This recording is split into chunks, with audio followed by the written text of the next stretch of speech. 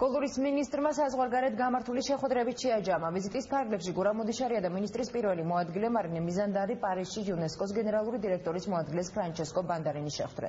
შეხვედრაზე ბაგრატის საკითხიც განიხილეს. გურამ მოდიშარია და მარინე მიზანდარი ასევე იკომოსის მსოფლიო მემკვიდრეობის პროგრამის დირექტორს რეგინა დიურიგელოსაც შეხვდნენ. საუბრისას აქცენტი ანალოგიურად ბაგრატსა და მცხეთის ძეგლებზე გაკეთდა.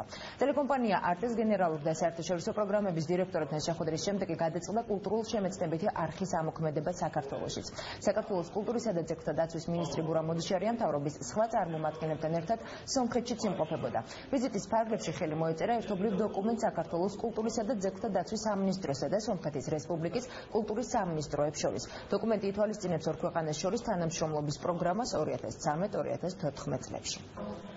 უპირველესად მინდა აღნიშნო, რომ მე შევხვდი ტელევიზია თქვენს კოლეგებს არტე ისიც ასეთი, ეს არის კულტურული გადაცემები. ჩვენც აუცილებლად საქართველოში გვინდა და მივახცევთ ამას. ჯერ შეიძლება ეს არ იქნება 24 საათიანი, მაგრამ აუცილებლად შემდეგ გავხდით 24 საათიან. გარდა ამისა ვესაუბრეთ იუნესკოში და პირდაპირ დიალოგი ძალიან მნიშვნელოვანია, იმიტომ რომ ამ პირდაპირ დიალოგისაც კიდევ ერთხელ აღმოჩნდა და დავწმუნდით იმაში, რომ ბოლო წლებში ძალიან ჩქარობდით ბევრი ჩვენი ძეგლის რესტავრაციის დროს. Ჩვენ შეხვედრები იყო, იმიტომ რომ მსოფლიო კულტურული მემკვიდრეობის ნუსხაში მყოფ ქართულ ძეგლებს, საქართველოს ძეგლებს შეეხებოდა ძირითადად და ჩვენს სამომავლო თანამშრომლობას, სამომავლო ნომინაციებს, თქვათ, მათ ხედვას სამომავლო ნომინაციების კუთხით ძალიან მძიმე და სავალალო მდგომარეობა შექმნილი. იმედი გვაქვს, რომ მცხეთის ძეგლებს მაინც გადავარჩენთ და გადავიყვანთ ისევ საფრთხეში მყოფ ძეგლთა ნუსხიდან ისევ გადავიყვანთ მსოფლიო კულტურული მემკვიდრეობის ნუსხაში.